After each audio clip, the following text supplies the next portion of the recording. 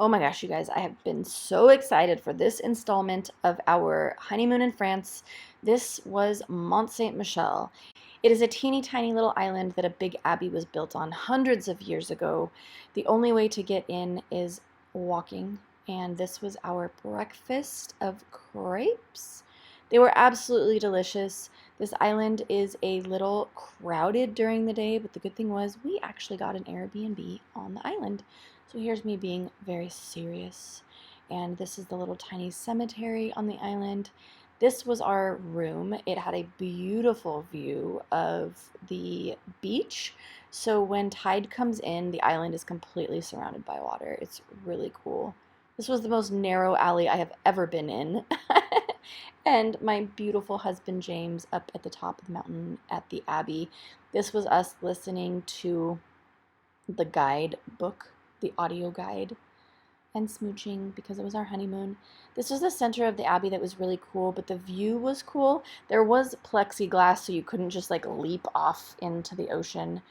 And us being serious again, I have this thing about being serious in beautiful places. I don't know, just humor me here. This was also part of the inside of the Abbey. It was so old, and this was the biggest fireplace I think I have ever seen. James is 6'2".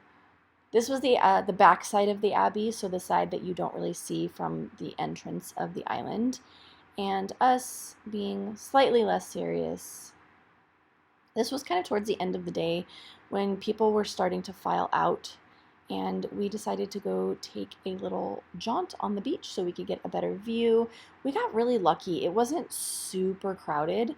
We actually, you could see the beach was pretty empty, so we actually got a lot of really amazing pictures from the outside. And then we watched the sunset from our room. We ate chocolate and we drank wine out of paper cups. Not paper, plastic cups. And then we took our cups once all the tourists left and we walked around the island, and we walked all the way back out to the beach because it was so beautiful at night.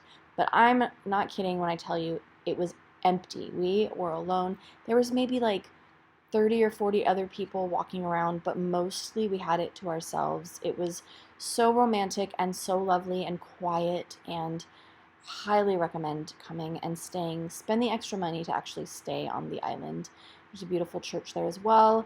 We watched the sunrise in the morning, and then sadly our day in Mont St Michele was over.